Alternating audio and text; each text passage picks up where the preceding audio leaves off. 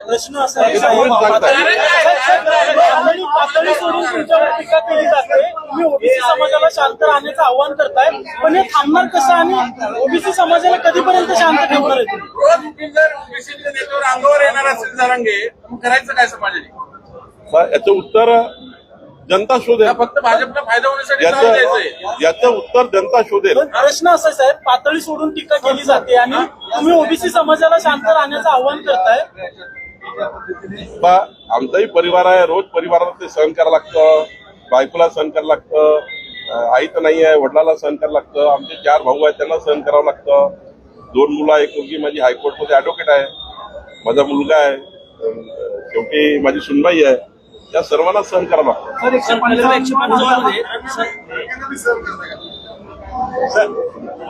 दिवस सहन करणार त्यांना? किती दिवस असं लागणार हा प्रश्न आहे ना साहेब.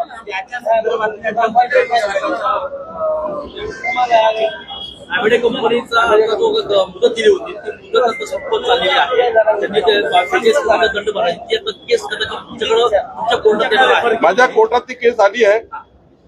ती केस आता मी वर्क केली आहे एसीएस अपीलकडे, कारण आमच्याकडे जेव्हा केस येतात तेव्हा ती आम्ही वर्क करतो. आता पॉलिटिकल उद्या ही केस चालू नये. शेवटी मी जर केस चालवली तर त्याला राजकीय अँगल आहे. शेवटी यापूर्वी तुम्हाला माहिती आहे की पार्थ पवारचं नाव त्या ठिकाणी घेतलं गेलं, अनेक लोकांचे नाव घेतले गेले. त्यापेक्षा मी हे प्रकरण अपील प्रधान सचिव अपीलकडे वर्क केला आहे आणि लवकरच त्यांना निर्णय द्यायला सांगितलाय. नाही, हे तर आता प्रधान सचिव अपील हे निर्णय करतात, कारण सिव्हिल कोर्टाची आदेश आली आहे त्याचं एक आकलन करावं लागेल.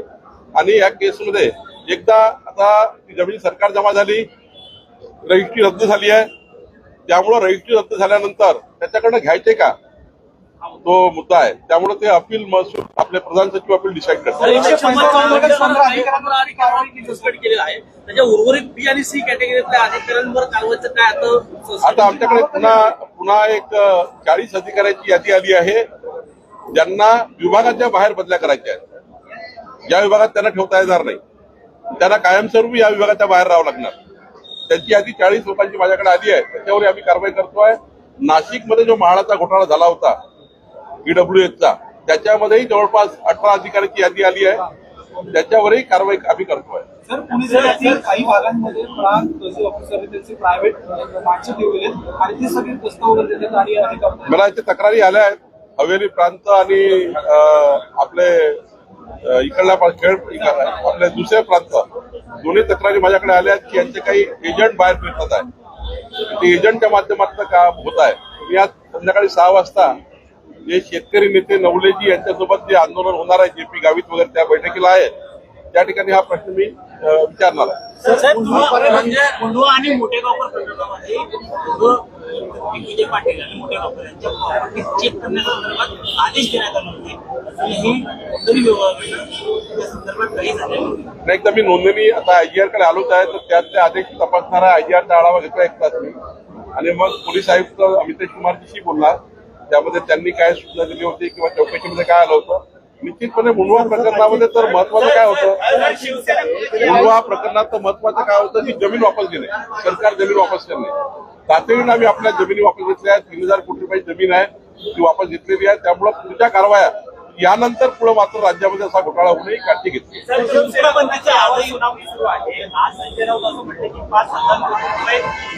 सरकार बनवलं गेले 5,000 कोटी देऊन अमित शहानी हा सगळा व्यवहार केलेला आहे, त्याचे पुरावे सुद्धा आहेत असं संजय राऊत म्हणताय.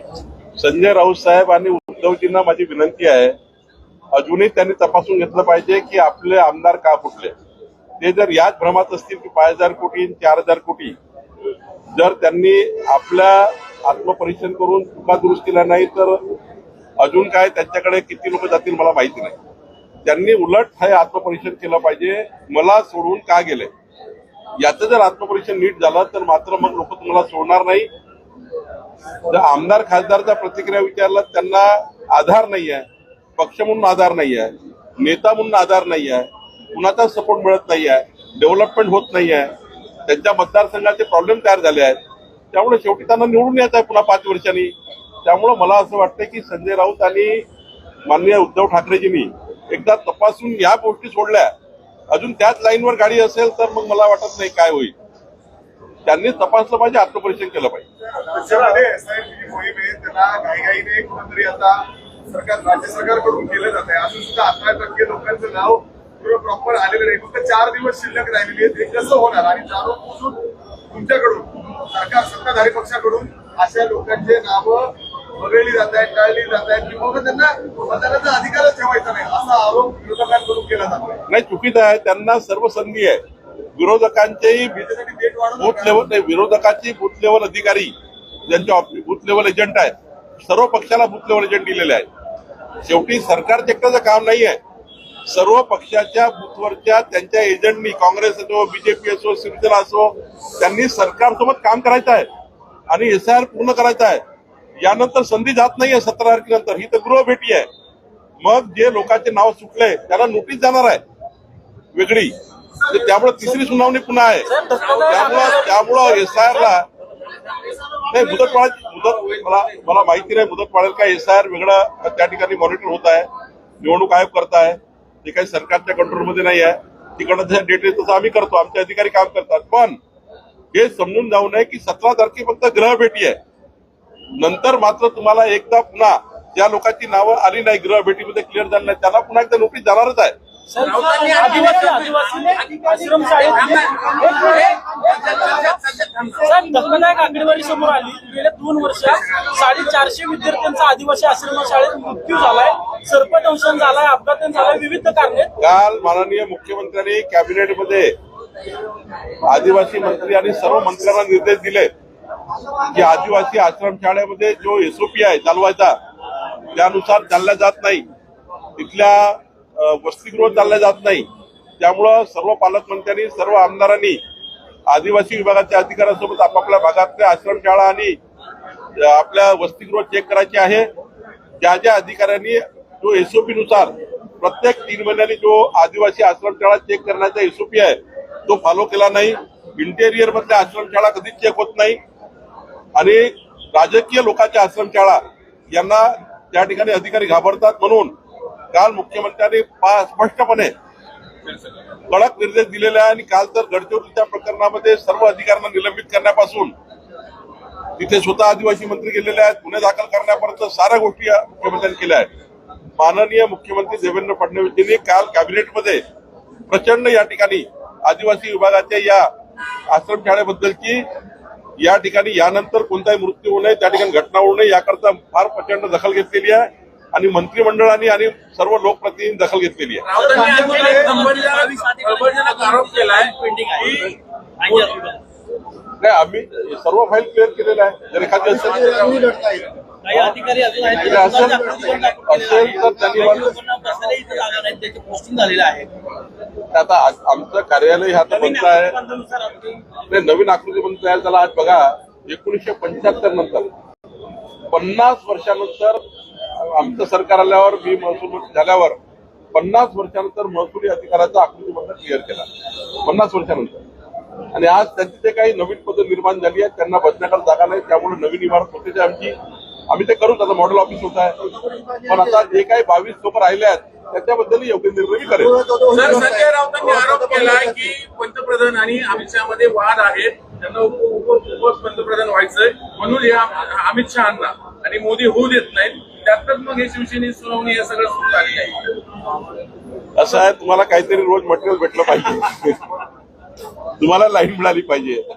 संजय राऊतजी तुम्हाला रोज लाईन देतात आणि त्यामुळं त्यांना तुम्हालाही काम मिळतं. मला वाटतं यात काही तथ्य नाही. कोणी आमच्या राज्यामध्ये, केंद्र असो राज्यामध्ये, कोणी या पदाकरता त्या पदाकरता काम करत नाही. अमितभाई तर कधीच करत नाही. अमितभाई एक संस्कार, संस्कृती आणि कधी एका आपल्या पार्टीच्या एका आपल्या रेषेच्या पुढं कधीच ते जात नाही. आणि अमितभाई कधी महत्वाकांक्षी नाही. त्यांनी आपल्या जीवनामध्ये जे मिळेल त्या पदावर काम केलेलं आहे आणि त्यातून त्यांनी या देशाला, राज्याला आणि महाराष्ट्राला न्याय आणि देशाला न्याय द्यायचा प्रयत्न केला आहे. आधार कार्डाबाबत खूप मोठं गोंधळ आहे. अर्ज केल्यानंतर रिजेक्ट होतात, काही कोणी उत्तर देत नाही आणि कोणी सगळीकडे आधार जोडत चाललाय. त्यामुळे आधार कार्डमध्ये काही दिवसांनी आपल्या फिंगरमध्ये आणि डोळ्यामध्ये जो त्या ठिकाणी चेंजेस येतात त्यामुळे काही आधार कार्ड सिंक होत नाही किंवा लिंक होत नाही. त्याचा एक नवीन प्रक्रिया आम्ही सुरू करतोय. त्याचा आता आयटी डिपार्टमेंट, राज्याचा आयटी आणि केंद्राचा आयटी यावर काम करताय. ही सुधारणा लवकरच होईल जेणेकरून आधारमध्ये काय अडचण येणार. कोर्टात तरी जाणार आहे पण न्यायालयात लढाई लढणार आहे. मी वारंवार सांगतो याचं उत्तर जनता शोधेल. मला काही जरांगीची बद्दल बोलायचं नाही, कुणाबद्दल बोलायचं नाही, मला कुणा वाईट वागायचं नाही, मी कुणा समाजाबद्दल वाईट वागणार नाही, मला कुणाचा आकाश नाही. बाकी जनता उत्तर शोधेल. तुमच्या कार्यकर्त्यांच्या भावना दुखवल्या जात आहेत. वारंवार त्यांचं काय? ओबीसी मोर्चे काढलं का मग तुम्ही मराठ्यांचे मोर्चे निघतात निघाले निघतात त्याच्यामुळे ओबीसी मध्ये भीती आहे. गावगाड्यातले लोक 4-4 घरं असतात एका गावात. मराठ्यांचे 50-50 लोकांचे मोर्चे, हजारोंचे मोर्चे आणि तुम्ही म्हणताय तुमच्या समर्थनात कधी ओबीसी मोर्चे काढू नका. सरकार म्हणून यंत्रणा म्हणतात त्यांना एवढं हे देते. सरकार म्हणून राज्य शांत ठेवणे ही सर्वांची जबाबदारी आहे. आम्ही ओबीसीच्या समाजाला किंवा सर्व समाजाला, मराठा समाजाला विनंती करेल की कुणी रस्त्यावरती आंदोलन करून देवेंद्र फडणवीस सरकार प्रत्येक गोष्टीला न्याय देते आहे.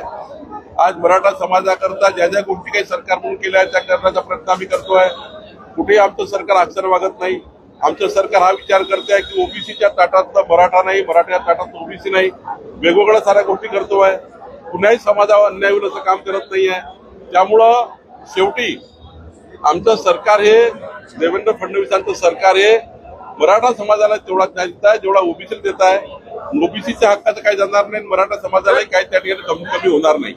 त्यामुळं कुणी याच्यात एकीकडे तुम्ही म्हणता भाजपचा ओबीसी हा डीएनए, पण तेच भाजप स्वतःच्या मंत्र्याचं बॉडी शेमिंग थांबवू शकत नाही. ओबीसीचं काय थांबवणार? असं आहे, मी वारंवार सांगतो की माझं व्यंग करून एखाद्या व्यक्तीला जर त्यांना काही टाळ्या मिळतात आहे, त्यांना काही चांगलं वाटत आहे, त्यांच्या मनाला काही चांगलं वाटत आहे, शांती होते आहे किंवा अजून काही त्यांचा भाव असेल त्यात त्यांना समाधान मिळत तर करू दे ना, काय फरक पडतो. साहेब मंत्र्यांना असं बोललं जातं मग समाज भीती ना, ओबीसी समाजाला मी भीती वाटत मंत्री म्हणून भीत नाही आहे. राज्यामध्ये लॉ अँड ऑर्डर, राज्यातली कायदा सुव्यवस्था ही चांगली ठेवणे ही सरकारची जबाबदारी आहे. त्यामुळं सरकार म्हणून आम्हाला काम करताना राज्याचं त्या ठिकाणी राज्याचं हित तपासावं लागतं. राज्याचं हित यामध्येच आहे की मराठा समाज असो की ओबीसी समाज असो, या दोन समाजाला आमनासमोर येऊ नये ही त्या ठिकाणी खरी जबाबदारी आहे.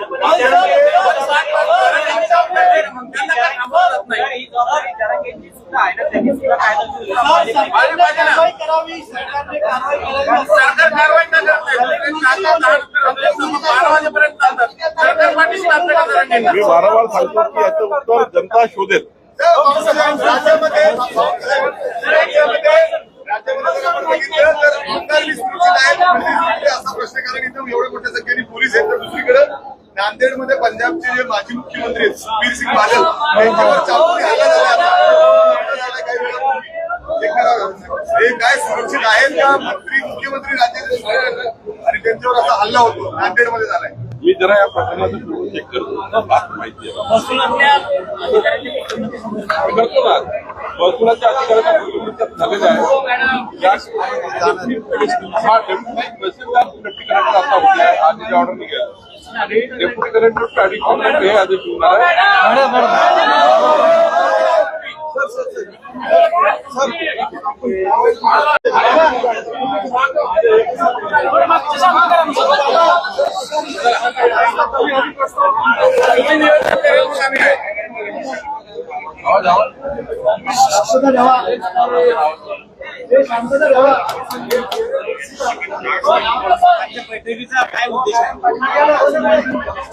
राज्यामध्ये 2,31,000 शेतकरी अशा ज्यांच्या नावाच्या नोंदी 7/12 नाही, प्रॉपर्टी कार्ड मध्ये नाही, पण त्यांची वहिवाट आहे, शेती त्यांच्या ताब्याखाली आहे.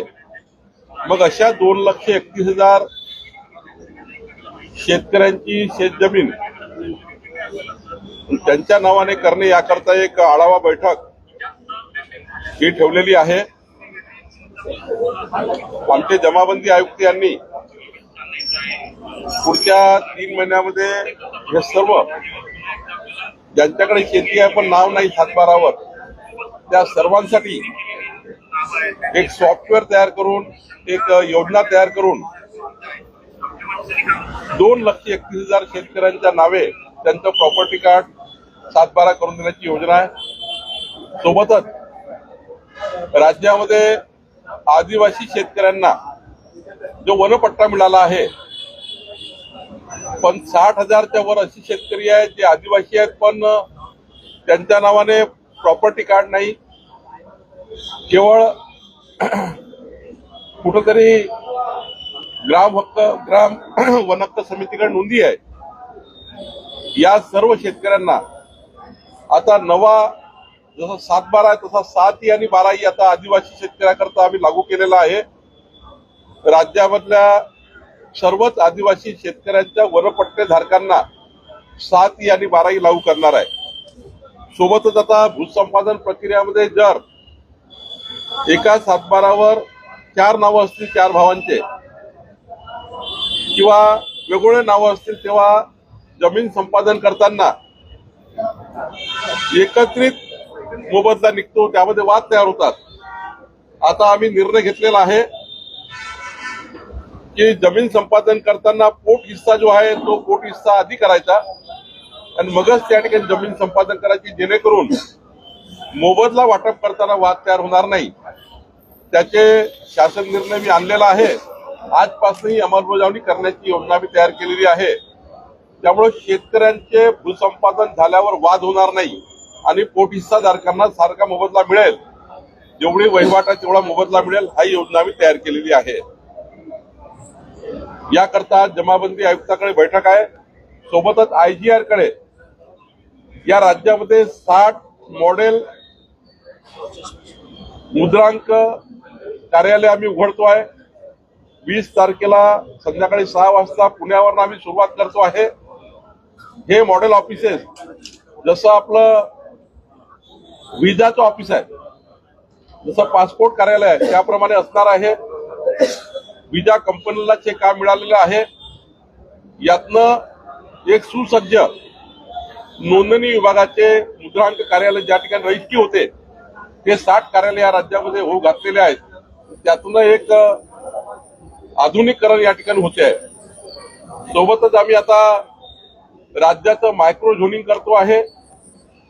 आताचा झोन जो आहे, एखादा रेडी रेकनर काढायचा असेल, अर्धा किलोमीटर 1 किलोमीटरचा एरिया रेंजमध्ये येतो, त्याचं रेडी रेकनर करतं. म्हणजे एखादी जर 5 स्टार प्रॉपर्टी असेल त्याचा रेट बाकी छोट्या घरांनाही लागतो. त्यामुळं जसं जसं त्या ठिकाणी प्रॉपर्टी कार्ड आहे, प्रॉपर्टी कार्ड वाईज आणि प्रत्येक प्लॉट वाईज मायक्रो झोनिंग करून प्रत्येक घराचा रेडी रेकनर वेगळा असेल. त्यामुळं प्रत्येकांना त्यांच्या घराची प्रॉपर्टी किती किमतीची आहे ती कळणार आहे. त्यामुळं मायक्रो झोनिंग या राज्यामध्ये लागू करतो आहे. मुंबईमध्ये मायक्रो झोनिंगची प्रक्रिया पूर्ण झाली. आता पुण्यामध्ये सुद्धा CTS wise plot wise micro zoning होणार. त्यात एक रेडी रेकनरचा एक मोठा प्रश्न जो भेडसावतोय जनतेला, तोही सुटण्याचा प्रयत्न आहे. राज्यामध्ये पुढच्या काळामध्ये डिसेंबरमध्ये आमचं राज्य हे 15 दिवसाच्या मोजणीवर येणार आहे आणि डिसेंबरमध्ये आम्ही कायदा आणतोय, आधी मोजणी मगच रजिस्ट्री नंतरच फेरफार. मोजणी झाल्याशिवाय आता कुठली रजिस्ट्री करता येणार नाही. आणि त्यामुळे या राज्यात ती फसवाफसवी आहे, कारण स्पॉटवर वेगळंच आहे, रजिस्ट्री वेगळीच आहे. त्यामुळे नोंदणी करताना मात्र कोणत्याही परिस्थितीमध्ये आधी मोजणी झाल्याशिवाय नोंदणी करायची नाही आणि नोंदणी झाल्यानंतरच फेरफार घ्यायचा, हाही त्या ठिकाणी एक मोठा निर्णय राज्य सरकार आम्ही करतोय. सर, याला जोडून दस्त नोंदणीपूर्वी आधार कंपल्सरी करण्याचा प्रस्ताव राज्य सरकारकडे दिलेला आहे. त्या संदर्भात कधी आता आम्ही तातडीनं पुढच्या आठवड्यात वर दिसेल आपल्याला दस्त नोंदणीला आधार कार्ड आम्ही लिंक करतो आहे. आधार कार्ड शिवाय दस्त नोंदणी होणार नाही, हा निर्णय करतोय. आणि या राज्यामध्ये शेतकरी फक्त शेतजमीन खरेदी करू शकतो. तो कायदा ऑलरेडी आहे, त्या कायद्याचं पालन होत नाही. राज्यामध्ये शेती जमीन घ्यायची असेल तो शेतजमीन त्याच्याकडे असली पाहिजे. देशात कुठेही शेतजमीन असली पाहिजे. पण काही प्रकरणामध्ये शेतजमीन घेताना ज्यांच्याकडे शेतजमीन नाही तो शेतकरी नाही असा व्यक्ती या ठिकाणी व्यावसायिक लोक आता शेतजमिनी खरेदी करताय, त्याच्यावरही आळा आणण्याचं आम्ही काम करतोय. पॉलिटिकल करतायत आज एक वर्षाला ते मराठी आम्ही बघतो आणि त्यांच्यावर एक सातत्याने बॉडी आहे ते सध्या जरांगे केली जातात. स्पेसिफिक तुम्हाला टार्गेट केलं मला असं वाटतं की माझ्याबद्दलचं व्यंग करून, मला वाईट बोलून, माझ्याबद्दलच्या शरीरावर चेहऱ्यावर टीका करून जर त्यांना आनंद मिळतो आहे, त्यांना असं वाटतं की समाजाला याच्यातून न्याय मिळणार आहे, नक्कीच त्यांनी माझी टिंगलटवाडी करावी. खरं तर मी कधी वाईट वागलो नाही, कधी जातीभेद केला नाही. खरं तर मराठा ओबीसी याही वादात कधी पडलो नाही. पण जाणीवपूर्वक या ठिकाणी मला असं वाटतं की काय गैरसमज झाले मला माहिती नाही, पण या राज्यामध्ये महसूल विभागाचं काम आहे प्रमाणपत्र, जात प्रमाणपत्र देणं. या राज्यामध्ये मागच्या 3 वर्षामध्ये महसूल खात्याने देवेंद्र फडणवीसच्या नेतृत्वामध्ये 22,20,500 कुणबी मराठा, मराठा कुणबी जात प्रमाणपत्र आम्ही दिले आहे. व्हॅलिडिटी माझ्या कंट्रोलमध्ये नाही आहे. व्हॅलिडिटी डिपार्टमेंट हे अर्धन्यायिक आहे, ते सामाजिक न्यायाकडे येतं.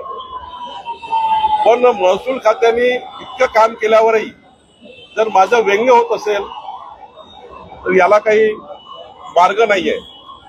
राहिला प्रश्न ज्या प्रमाणपत्र ज्या तक्रारीवर मी लिहिलं, आता 22,20,000 प्रमाणपत्र दिल्यावर एका प्रमाणपत्रही तक्रार माझ्याकडे आली, त्यावर मी चौकशी करून 7 दिवसात अहवाल सादर करा एवढंच लिहिलंय.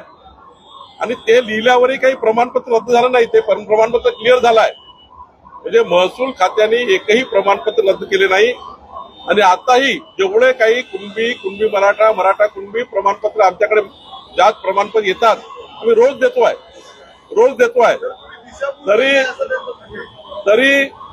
तरी माझ्याबद्दल जर कुणाला व्यंग करून आनंद येत असेल, त्यांनी त्यांचा आनंद उपयोग करावा. यामुळे महाराष्ट्राच्या राजकारणाची संस्कृती खराब होते असं नेत्यांचं वाद मिटला पाहिजे असं वाटत नाही का? नाही, त्यांचा जर काही माझ्या वागणुकीतनं किंवा माझ्या बोलण्यातनं, मी तर जेवढं सांगतो, जरांगेजीचा जेव्हा मला फोन आला तेव्हा माझा हा प्रयत्न होता की इमानदारीनं काम करायचं. पण तेवढा एका पत्राने गैरसमज झाला आहे, त्यातनं त्यांचं काही कास्ट सर्टिफिकेट रद्द झाली नाही. माझं पत्र फक्त कास्ट सर्टिफिकेट जे दिली आहे, फॉर्म नंबर 35 म्हणजे जी नोंद होणार आहे, आणि अर्जदाराचंही म्हणणं होतं चौकशी करा. मी त्याला चौकशी मागितली आहे, मी कुठलं रद्द करा असं म्हटलं नाही आहे. त्याच्यावर काही माझी चौकशी मागितल्यावरही काही रद्द झालं नाही, ते कास्ट व्हॅलिडिटी रद्द केलाय. त्यामुळं आमच्या महसूल खात्याचं काम आहे प्रमाणपत्र देणे, जात प्रमाणपत्र. व्हॅलिडिटी मात्र सामाजिक न्याय विभागाचं कार्य आहे. त्यामुळं माझ्याकडनं कधी मराठा कुणबी मराठा आणि कुणबी समाज जो आहे यावर जेवढं जास्ती असतं आम्ही कास्ट सर्टिफिकेट देता येईल तेवढं काम करतो आहे. आता 22 लाख दिले आहेत, पुन्हा जेवढे काय राहिले शिल्लक आहे ते आम्ही देण्याचा प्रयत्न करतो. ओबीसी संघटना काही आक्रमक झालेल्या आहेत, रस्त्यावरती उतरतायत. काहींनी पोलीस तक्रार देखील केलेली, बीड किंवा इथे बारामतीमध्ये पोलीस तक्रारी देखील झालेल्या आहेत. नाही, मी ओबीसी समाजाला आपल्या माध्यमातून आव्हान करतो, हात जोडून आव्हान करतो सर्व ओबीसी समाजाला, कोणीही रस्त्यावरती आंदोलन करू नका. राज्यामध्ये कायदा सुव्यवस्था ही बाधित या ठिकाणी राखण्याची जबाबदारी सरकारची आहे. आणि सरकार म्हणून मी त्यांना विनंती करेल की रस्त्यावरची आंदोलन, रस्त्यावरती त्या ठिकाणी कुठलंही असं करू नका, त्यातनं सामाजिक वाद तयार होतील. ओबीसी संघटनांनी कुठल्याही पद्धतीने रस्त्यावर लॉ अँड ऑर्डर होतील असे कुठलेही काम करू नका. आणि शेवटी या राज्यामध्ये कायद्याचं राज्य आहे, त्यामुळे आपण कायदेशीर पद्धतीने सर्व लढा लढता येतो. प्रत्येकाला त्या ठिकाणी आपला लढा लढता येतो. पण माझी विनंती, कोणी आंदोलन करू नये आणि ओबीसी समाजाने कोणताही वाद करू नये. पण रोज उठून जर टीका होत असेल उद्देश काय आहे? कारण सुरुवातीला पंकजा मुंडे झाल्यानंतर धनंजय मुंडे आता बावनकुळे ठरून काही होतंय काय सगळं? छगन भुजबळांवर देखील असं- याबद्दल- छगन भुजबळ फक्त ठरून ओबीसी नेते मंत्री टार्गेट केले जातात त्यांच्याकडनं, त्यातनं जातीवाद वाढतो, त्याचा फायदा पुन्हा तुमच्याच पक्षाला मिळतो असं एक बोललं जात आहे. नाही, असं आहे की मी कधी या वादात नाहीये. खरं तर तुम्ही माझी पार्श्वभूमी बघितली, आता तो पारिवारिक काही सांगितलं ना पाहिजे आपल्याला, पण माझी पत्नी कुणबी आहे. आता मी कुणबी आणि तेली एकत्र आहोत. तिकडे आम्ही विदर्भात सारखेच राहतो. इकडे माझा मुलगा हा मराठी आणि माझ्याकडे मराठीची मुलगी आहे, आपली माझी सून मराठा आहे. आणि त्यामुळं कधी आम्ही मराठा कुणबी तेली हा वाद केला नाही. आणि कसं काय मी अन्याय करू शकतो? मी कुठला अन्याय करू शकतो? कधी अन्याय करू शकत नाही. आणि महसूल खात्याने 22,20,000 प्रमाणपत्र दिले आहेत. आम्ही कधी कुठलं प्रमाणपत्र रिजेक्ट केलं नाही. आता कास्ट व्हॅलिडिटी मध्ये जर रिजेक्ट झालं असत तर मी त्याला काय करू? माझ्या खातं नाही आहे. असं काही त्यांचं एखादं काम तुमच्याकडनं झालं नाही म्हणून तुम्हाला टार्गेट केलं गेलंय. मुख्यमंत्री म्हटले का जर ओबीसी नेता किंवा ओबीसी समाजाचा नेता म्हणून जर टार्गेट करत असेल तर ते चुकीचं आहे. खरंच असं वाटतंय का तुम्हाला का तुम्ही ओबीसी नेते म्हणून तुमच्या टीका होती? नाही, मला या गोष्टीचं वाईट वाटतं आहे की मी कोणाशी वाईट वागलो नाही. माझ्याशी असं काय होतंय नक्की मनामध्ये खंत आहे. पण आता आम्ही सरकारमध्ये आहोत. सरकारमध्ये पेशन्स संयम असला पाहिजे. सरकारी पक्षाच्या लोकांनी संयमाने वागलं पाहिजे. माझं व्यंग या पद्धतीने करणे हे न पटणार आहे. काय माझाही परिवार आहे, माझ्याही घरामध्ये 2 मुलं आहेत, सून आहे, मुलगी आहे, नातू आहेत, माझी पत्नी आहे, माझे वडील आहे, माझी आई 3 वर्षापूर्वी गेली, आईचं दूध.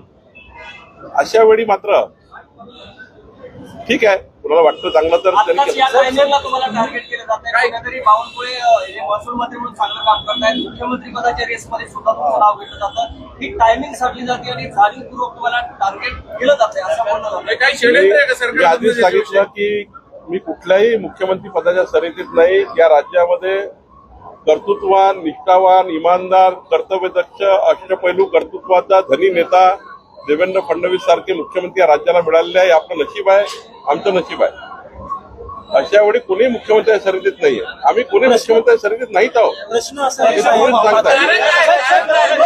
पातळी सोडून तुमच्यावर टीका केली जाते. तुम्ही ओबीसी समाजाला शांत राहण्याचं आवाहन करताय, पण हे थांबणार कसं आणि ओबीसी समाजाला कधीपर्यंत शांत ठेवणार आहे तुम्ही? रोज उठून जर ओबीसी नेत्यावर अंगावर येणार असेल जरांगे, मग करायचं काय समाजाने? याचं उत्तर जनता शोधेल. का फक्त भाजपला फायदा होण्यासाठी नाव द्यायचंय? याचं उत्तर जनता शोधेल. पण प्रश्न असा आहे साहेब, पातळी सोडून टीका केली जाते आणि तुम्ही ओबीसी समाजाला शांत राहण्याचं आवाहन